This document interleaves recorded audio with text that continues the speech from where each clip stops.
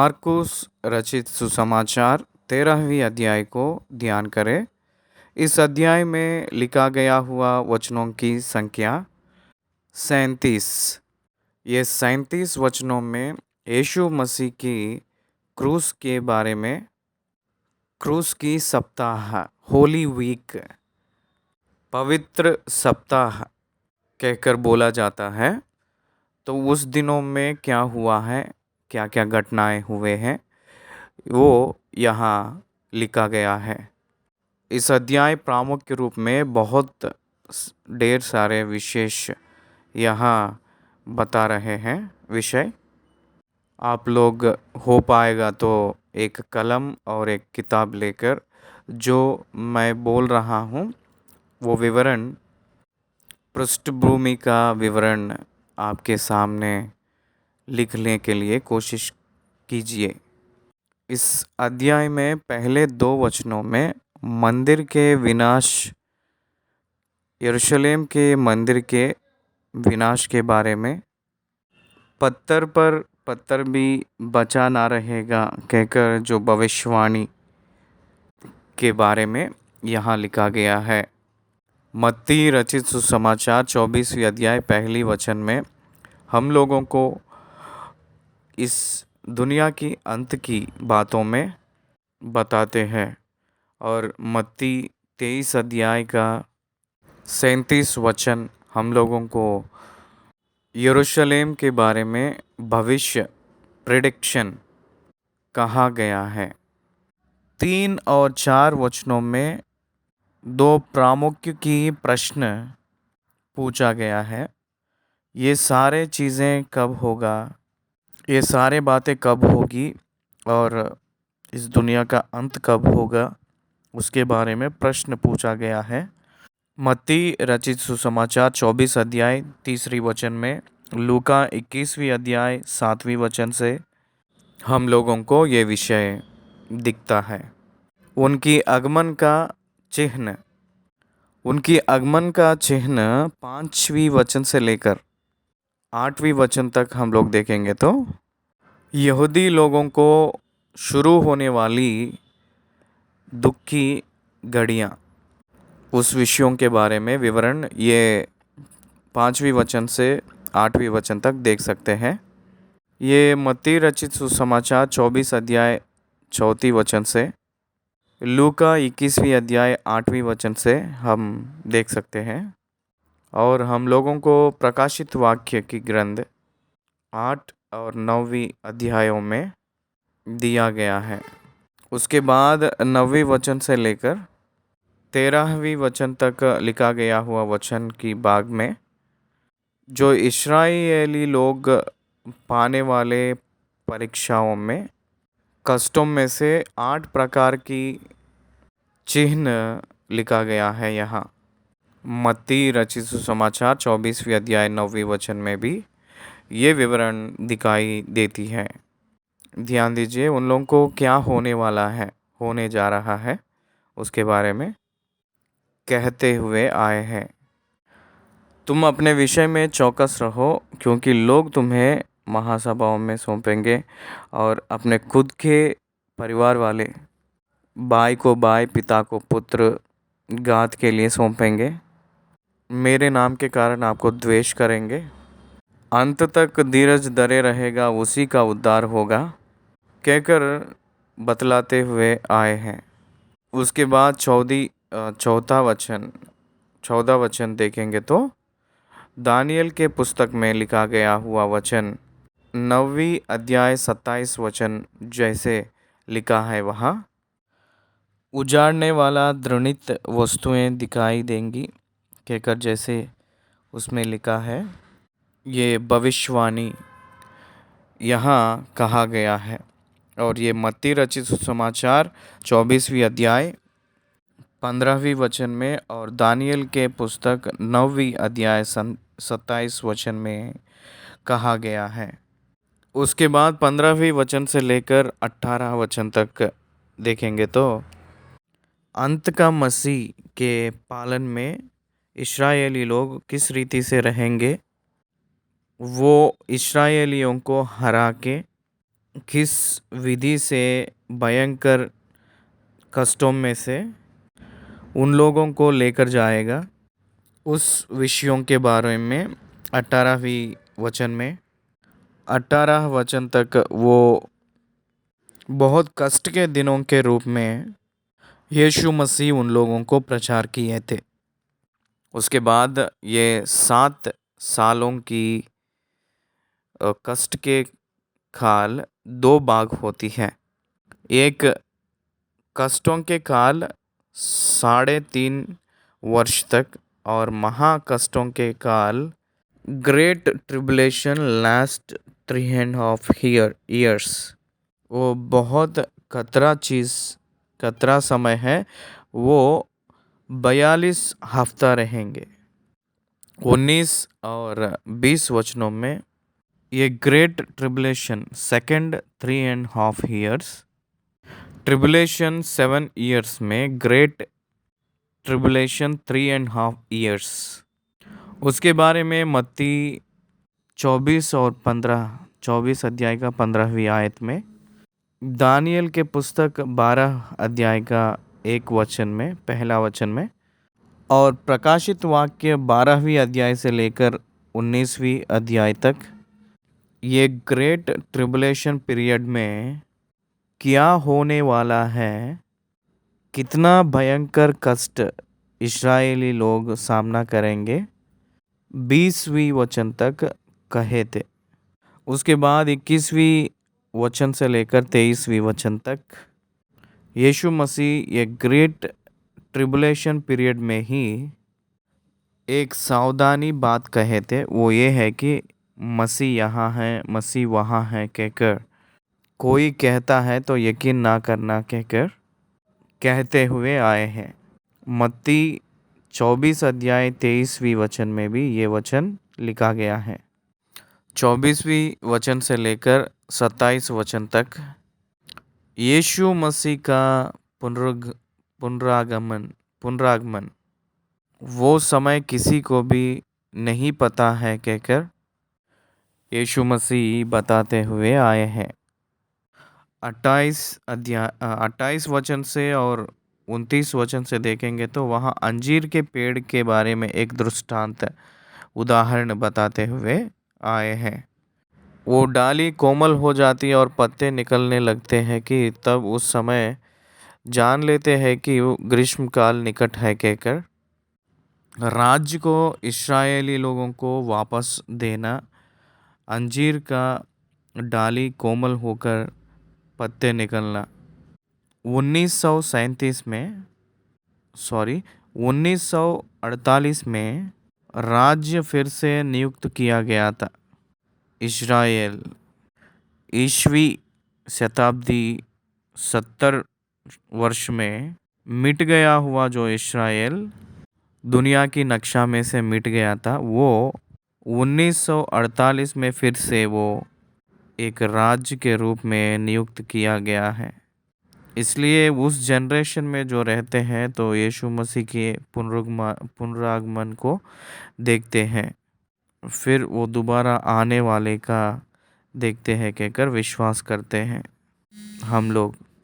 उसके बाद 30 और 31 वचनों में जो यीशु मसीह क्या कहे थे, वो ये कहे थे कि आकाश और पृथ्वी टल जाएगा लेकिन मेरे बातों में एक मात्रा भी नहीं टलेगा कहकर बताए थे।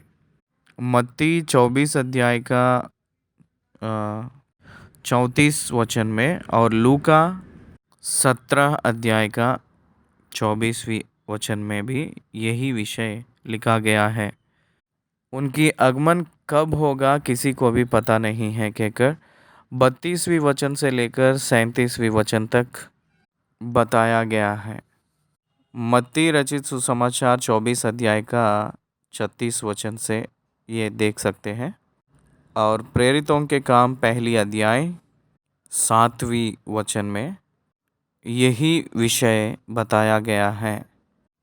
आइए हम लोग 13वीं अध्याय पहली वचन से एक के बाद एक ध्यान कर लेंगे। पहली वचन, जब वह मंदिर से निकल रहा था। तो उसके चेलों में से एक ने उससे कहा, हे गुरु, देख कैसे विशाल पत्थर और कैसे भव्य भवन है, कहकर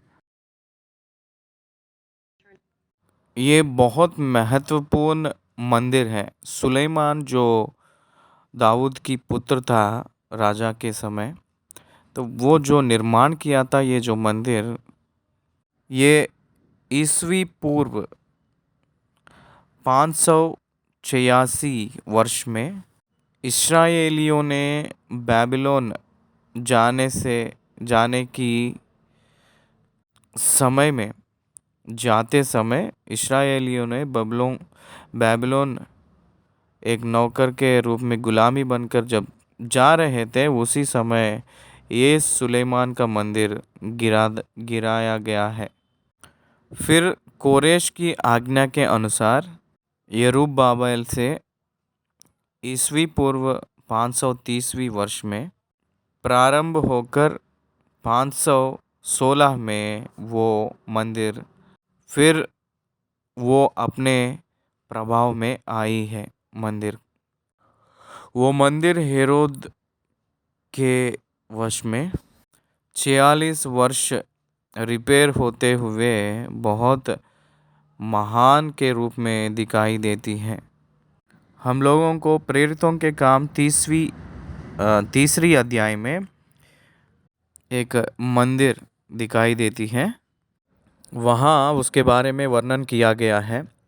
यरूशलेम में जो टेम्पल है, ब्यूटीफुल टेम्पल, इसलिए उसके पत्थर और उसकी बनावट और उसकी महानता, उसकी आउटर कोर्ट, इनर कोर्ट और उसकी बिल्डिंग्स सब कुछ दिखाते हुए कितनी सुंदर है ये कहकर दिखाते हुए कह रहा था चेला ने।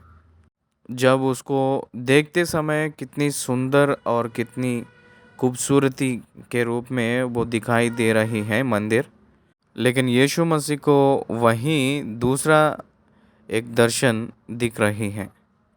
क्यों यीशु मसीह को फिर एक दृश्य दिख रहा है दर्शन? यीशु मसीह भविष्य को जानने वाले परमेश्वर है। इसलिए यीशु ने उससे कहा, क्या तुम ये बड़े बड़े भवन देखते हो? यह पत्थर पर पत्थर भी बचा ना रहेगा जो ढाया ना जाएगा। It is the prophecy. ये एक भविष्यवाणी है। ये भविष्यवाणी को प्रभु ने दे रहे हैं। It's a shocking news to them also.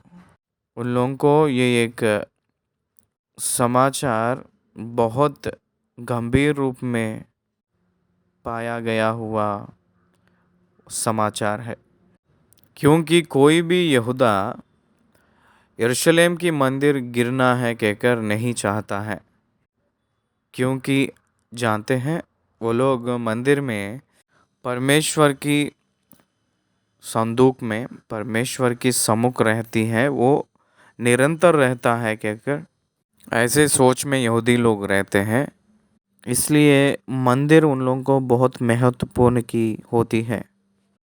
वो पत्थर के ऊपर पत्थर भी बचा ना रहेगा जो ढाया ना जाएगा कहकर कहते ही उन लोगों को कैसा लगा होगा ये बात सोचिए। उसके बाद यीशु मसीह जो कहा गए थे वो बात ईस्वी शाक 70वीं वर्ष में ये परिपूर्ण हुआ था। ये बात, ये भविष्यवाणी परिपूर्ण होने का कारण क्या है?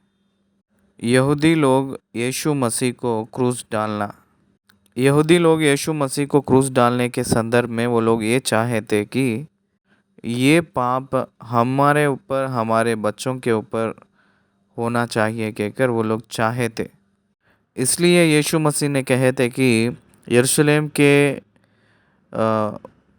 पुत्रियाँ मेरे लिए नहीं, आपके लिए, आपके बच्चों के लिए रो कहकर कहे थे।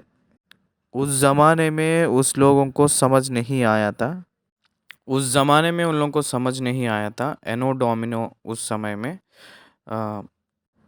30वीं वर्ष में यीशु मसीह का क्रूस निर्वहन किया गया है।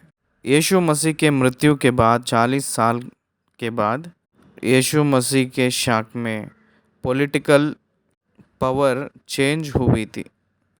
रोमन का गवर्नर के रूप में टाइटस कहकर एक व्यक्ति निकल कर आया था। वो आए के बाद में यीशु मसीह को मानने वालों का व्याप्ति वृद्ध होते जा रहा था। उस ज़माने में यरूशलेम के मंदिर को गिरा दिया था रोमन गवर्नर ने। उन्हीं लोगों से गिरवाकर बेनहीनोमू कहकर वेस्ट गार्बेज को बर्न करने का तराई में उन्हीं लोगों के साथ उस पत्थरों को फेंक दिया गया है।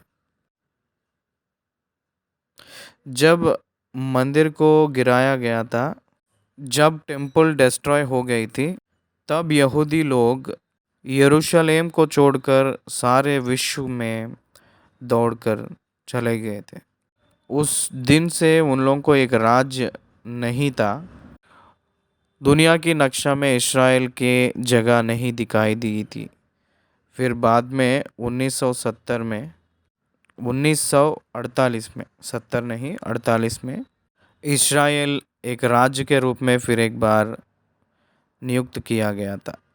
ध्यान दीजिए, बहुत महत्वपूर्ण की बातें हैं ये।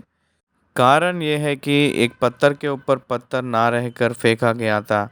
कारण ये है कि यीशु मसीह को वो लोग क्रूस पे डाल रहे हैं कहकर, ये संभव होने वाला है कहकर ये बताए थे।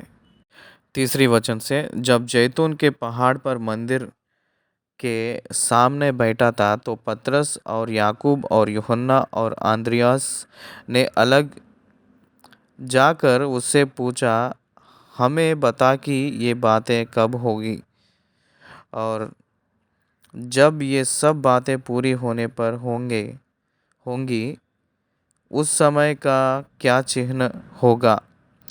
यहाँ देखिएगा, हमेशा तो 3 चेले रहते थे, लेकिन यहाँ 4 लोग थे।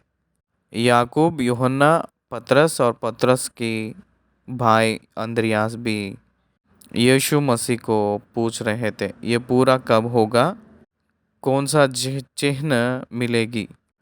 2 मेजर इम्पॉर्टेंट क्वेश्चंस, बहुत महत्वपूर्ण है। ये कब होगा, इस दुनिया की अंत का चिन्ह क्या होगा, आपकी आगमन कब होगी, कैसे ये संभव होगा, क्या है ये कब होगी, ये पूरा परिपूर्ण होने के काल का चिन्ह क्या है, ये पूरा होने के काल।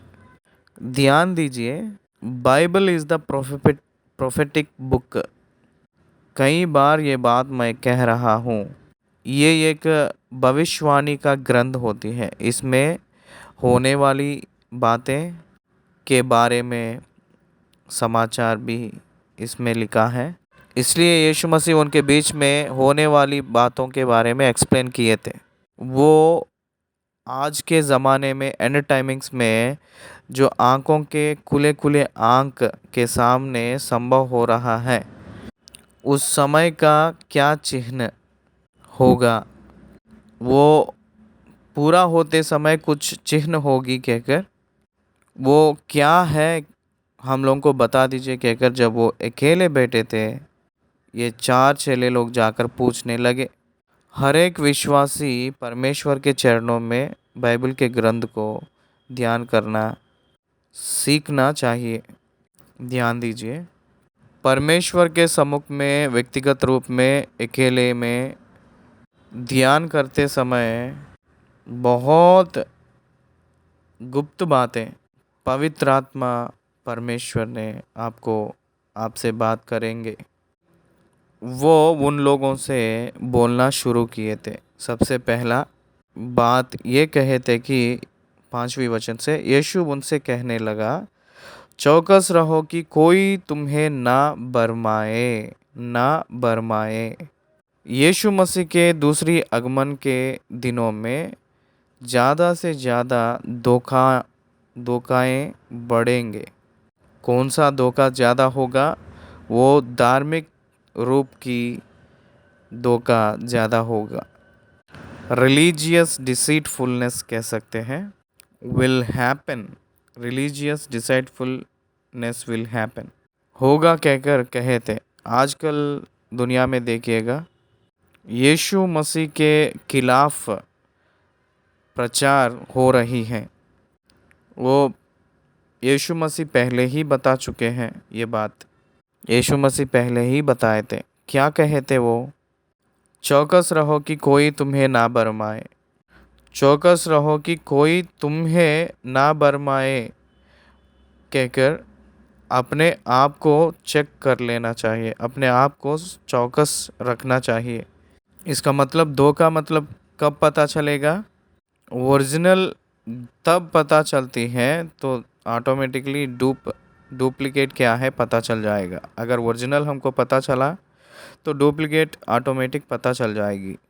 इसलिए one must know the original scripture and it's duplicating application. बहुत सावधानी से इसको समझना चाहिए। पवित्र बाइबल ग्रंथ को, उसकी बातों को पहचानना बहुत महत्वपूर्ण होती है। इसी बाइबल के हिसाब में से, बाइबल की बातों में से झूठे बातें निकल कर आएगा कहकर वो भी हम समझना चाहिए। इसलिए वो आप लोग भरमाए ना होकर, ना भरमाए जाकर अपने आप को सावधानी के साथ चौकस रखना है। धोखा में हम लोगों को धोखा देंगे, इसका मतलब ये है कि जो नादान लोगों से पैसा लूटना ही कहकर इसलिए लोगों को धोखा देगा, वैसे ही यहूदी लोगों को धोखा देगा। मैं ही मसीहा हूँ, मैं ही क्रिस्त हूँ कहकर कहता है। एंटी क्राइस्ट, एंटी क्राइस्ट करने वाला, करने जा रहा है वो यही है। एंटी क्राइस्ट क्या करेगा पता है आपको? यहूदी लोगों को धोखा देने जा रहा है शांति के दूत के रूप में।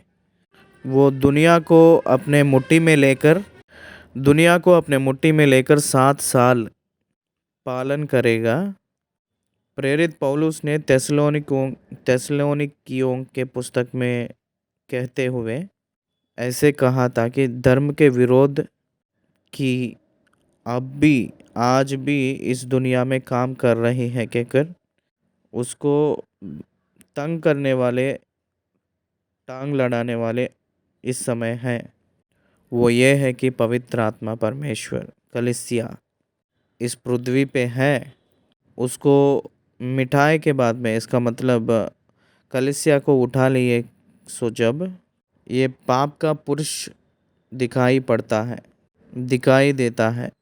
बहुत लोग, अनेक लोग मैं मसीह वाले हूँ कहकर कहते हैं, उद्धार करने वाले हैं कहकर कहते हैं, परमेश्वर हूँ कहकर कह लेते हैं, धोखा देते हैं। सावधान से रहना।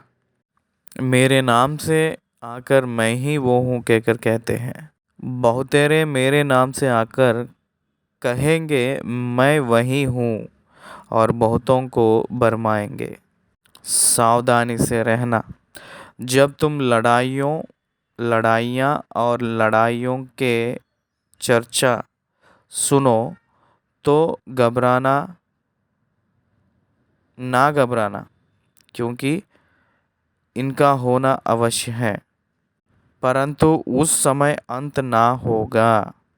ध्यान दीजिए, दुनिया में बहुत प्रकार के युद्ध हुई थी इतिहास में। आज भी बहुत ढेर सारे युद्ध होते ही जा रहा है। बहुत युद्ध मेघ के रूप में दिखाई पड़ती है। 2020 में चाइना और भारत देश का युद्ध होने का चिन्ह दिखाई पड़ी थी। पाकिस्तान और इंडिया के बीच में कभी भी युद्ध आएगा की परिस्थितियों में, पाकिस्तान इंडिया के बीच में जब भी हो पाएगा तो हो सकेगा तो युद्ध आने की परिस्थिति दिखाई पड़ती है। इसलिए दुनिया में युद्ध के विषय में समाचार सुनाई देती हैं, दिखाई पड़ती हैं। वही एक चिन्ह है। क्योंकि जाति पर जाति और राज्य पर राज्य चढ़ाई करेगा। हर वही भूकंप हर कहीं भूकंप होंगे और अकाल पड़ेंगे। यह तो पीड़ाओं का आरंभ ही होगा। earthquakes आएंगे, ड्रॉट्स, अकाल आएंगे, एक केवल प्रारंभ है। 7 ईयर ट्रिबुलेशंस कंडीशंस में वो लोग जाते समय ये पूरा संभव होगी कहकर बता रहा था। उसके बाद 9वीं वचन से यहूदी लोगों को स्पेशल मैसेज उन लोगों को दे रहे थे, परंतु तुम अपने विषय में चौकस रहो, क्योंकि लोग तुम्हें महासभाओं में सौंपेंगे और तुम पंचायतों में पीटे जाओगे। जूइश क्रिश्चियंस, वो लोग जो सामना करने वाले विशेष रूप की कष्टों के बारे में, यहाँ संकटों के बारे में यहाँ लिखा है। इसलिए तुम अपने विषय में चौकस रहो कहकर कह रहे थे, परंतु अपने के बारे में अपने ही सावधानी के साथ रहना है, दूसरे लोग नहीं। उसी को ज्ञान कहते हैं। हम लोग अपने बारे में सुरक्षा रखना चाहिए। हम लोग अपने बारे में वृद्धि के बारे में सोचना है, वृद्धि कर लेना चाहिए। हम लोग अपने आप की भविष्य के बारे में हम लोग तैयारी कर लेना चाहिए। कोई भी परिस्थिति आता है तो उसको हम लोग सावधानी के रूप में संभाल के चलने के लिए तैयार कर लेना चाहिए। We need to get survival for our self. हम लोगों को जो ज़रूरत है वो सर्वाइवल हम ही लोग ला लेना चाहिए। पर अवश्य है कि पहले सुसमाचार सब जातियों में प्रचार किया जाए। जब वे तुम्हें ले जाकर सौंपेंगे तो पहले से चिंता ना करना कि हम क्या कहेंगे, पर जो कुछ तुम्हें उसी घड़ी बताया जाए वही कहना, क्योंकि बोलने वाला तुम नहीं हो परंतु पवित्र आत्मा है। बाई को बाई और पिता को पुत्र घात के लिए सौंपेंगे और बच्चे माता पिता के विरोध में उठकर उन्हें मरवा डालेंगे। और मेरे नाम के कारण सब लोग तुमसे बैर करेंगे, पर जो अंत तक धीरज धरे रहेगा उसी का उद्धार होगा। ये इस्राएलियों को बता रहे थे। ट्रिबुलेशन पीरियड में अंत तक धीरज बना के रखते हैं, पवित्र जीवन जीते हैं, मूर्तियों के पूजा से दूर रहते हैं, वो अपने आप को बचा लेता है। देखिए, आप लोगों को उत्तर देने के समय जब आती है तो आप डरना नहीं। पवित्र आत्मा ही आप लोगों को उत्तर देता है। बोलने वाले तुम नहीं हो परंतु पवित्र आत्मा ही बोलेगा। पवित्र आत्मा की मदद से इस दुनिया को सरल रूप में उत्तर देने वाले होंगे कहकर यहाँ लिखा गया है।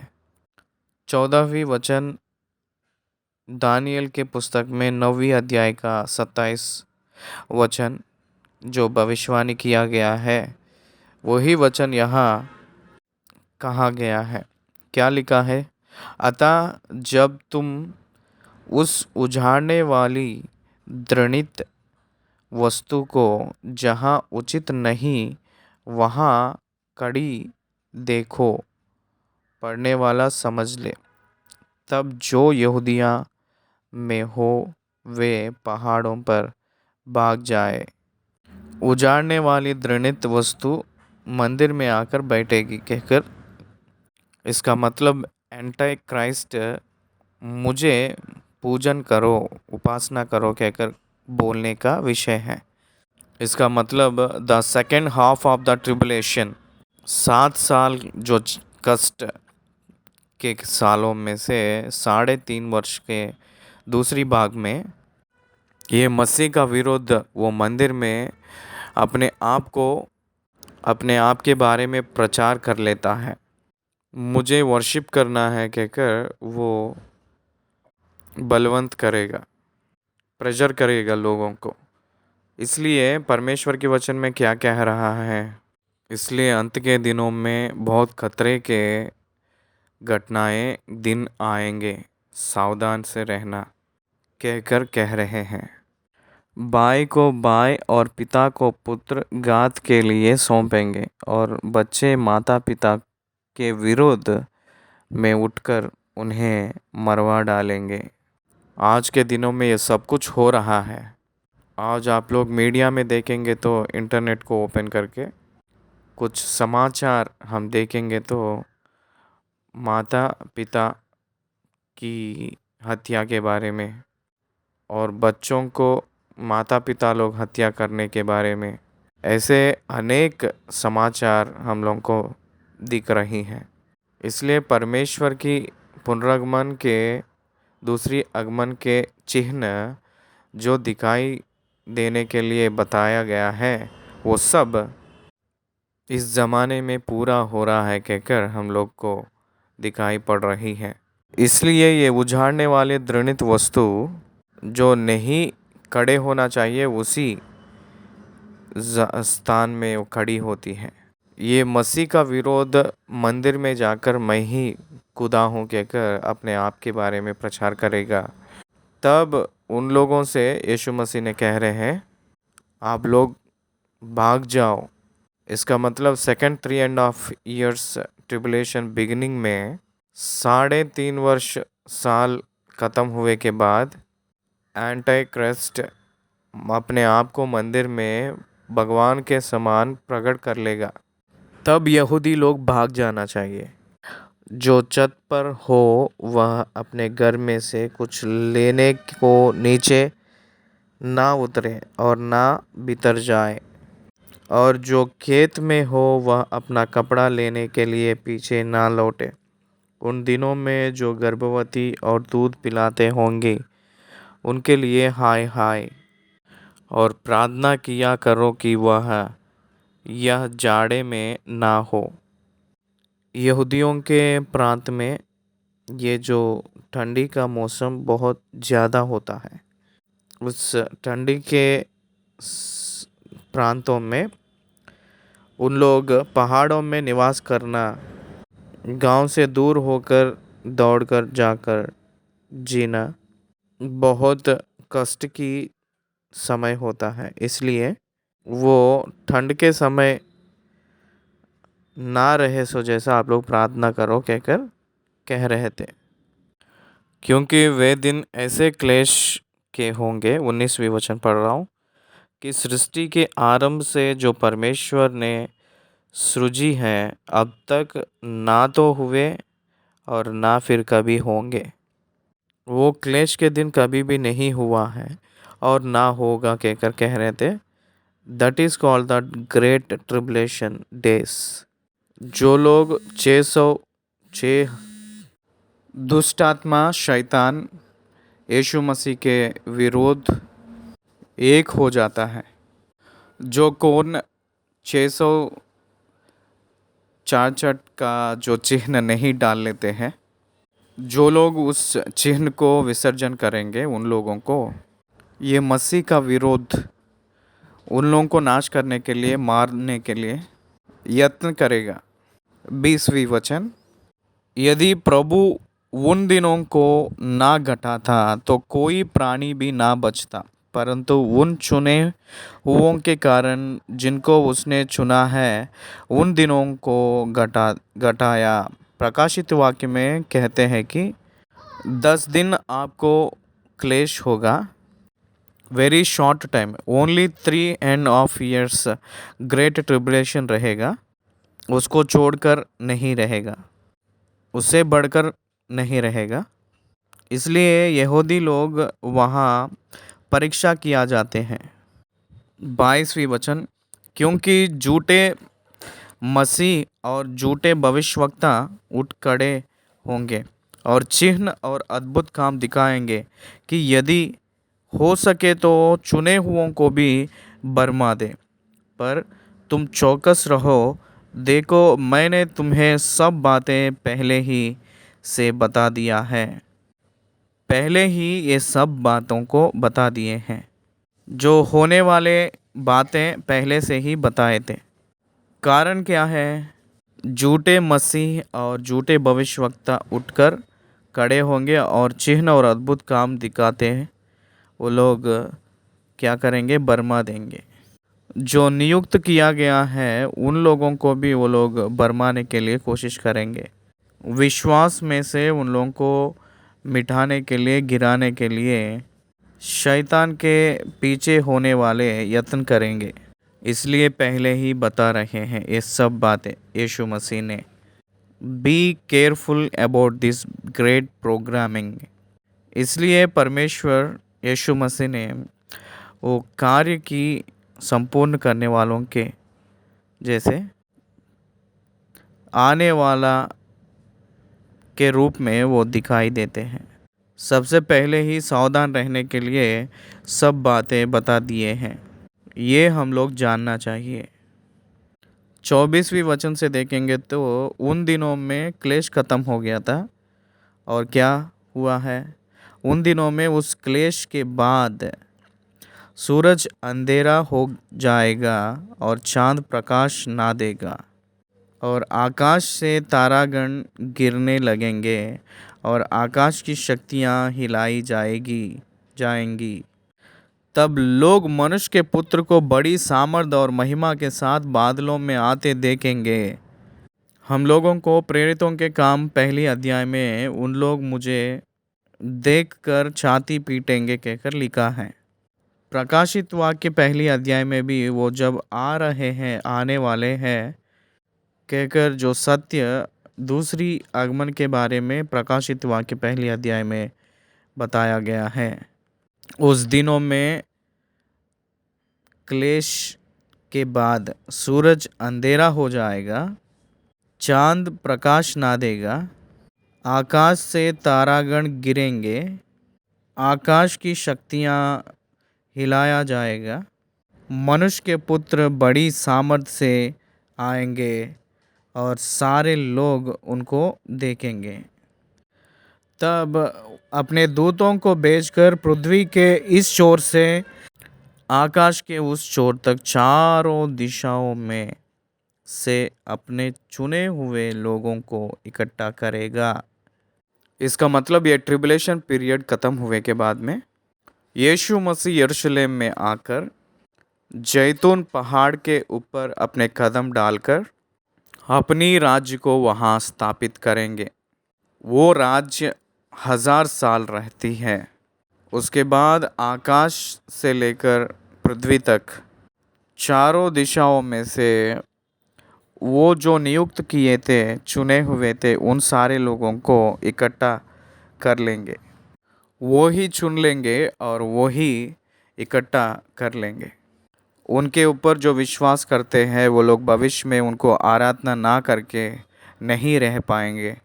इसलिए वो ध्यान दे रहे हैं उन लोगों के ऊपर। 28वीं वचन में देखेंगे, अंजीर के पेड़ को देखे सो जब एक दृष्टांत आप सीख लो, वो ये है कि वो समय को दर्शाती है। जब उसकी डाली कोमल हो जाती और पत्ते निकलने लगते हैं तो तुम जान लेते हो कि ग्रीष्मकाल निकट है।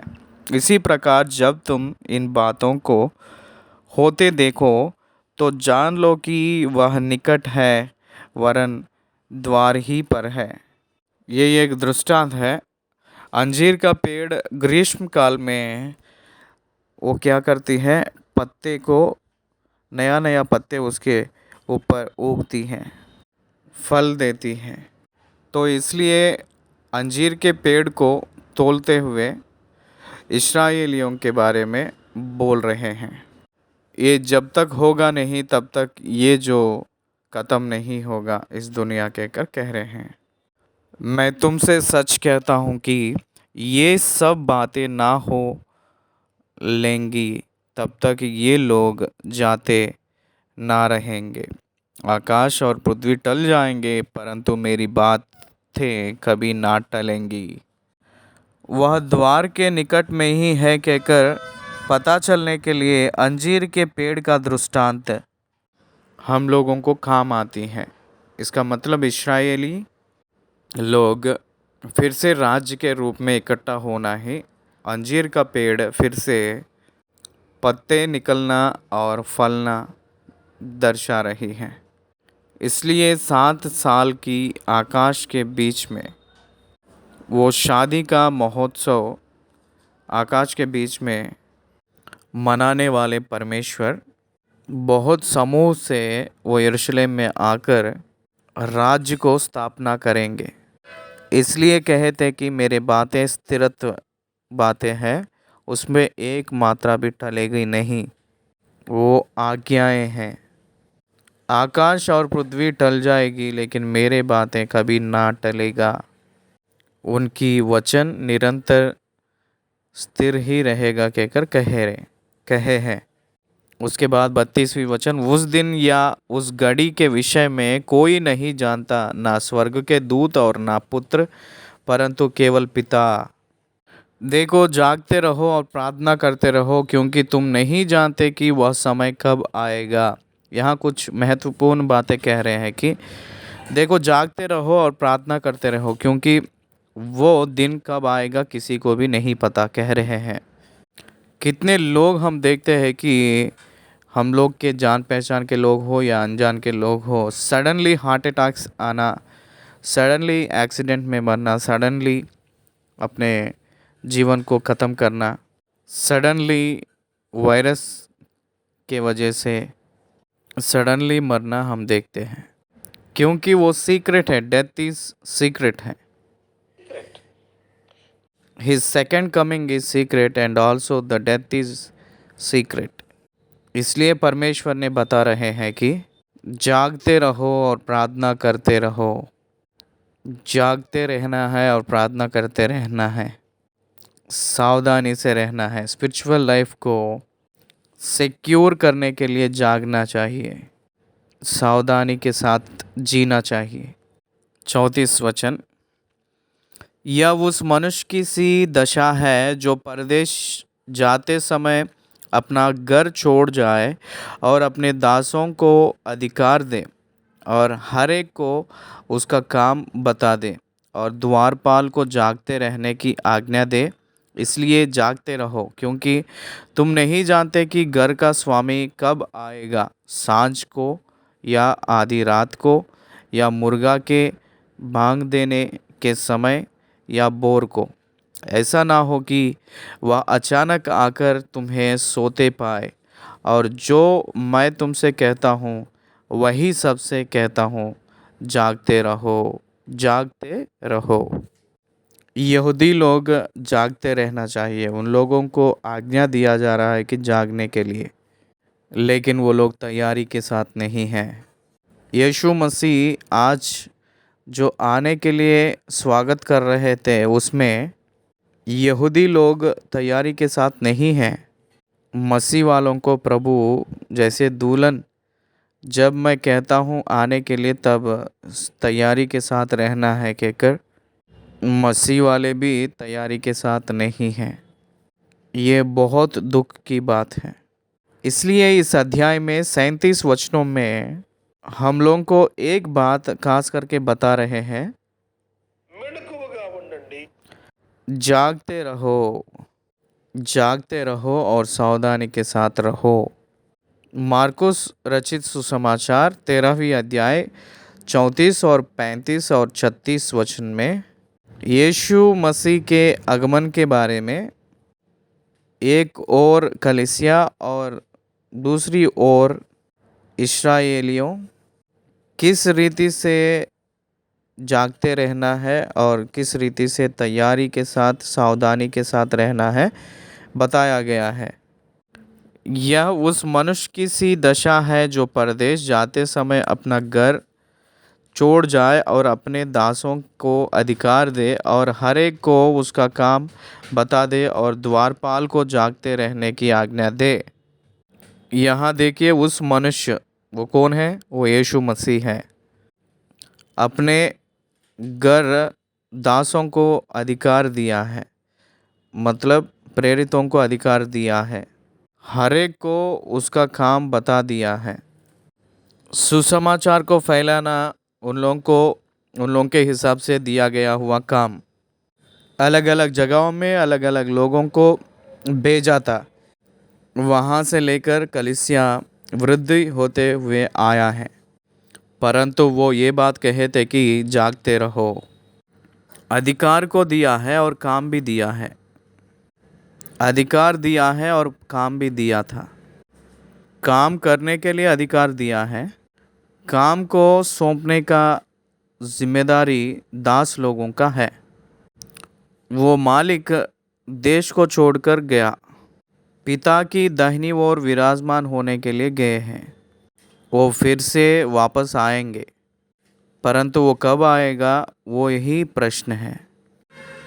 वो कब आएगा किसी को भी पता नहीं है, क्योंकि नहीं जानते कि घर का स्वामी कब आएगा। सांझ को आएगा या आधी रात को आएगा या मुर्गा के बांग देने के समय आएगा या भोर को आएगा, किसी को नहीं पता। अचानक आएगा और उस समय आप लोग सोते पाएंगे, वो देखेगा। इसलिए आप लोग जागते रहो।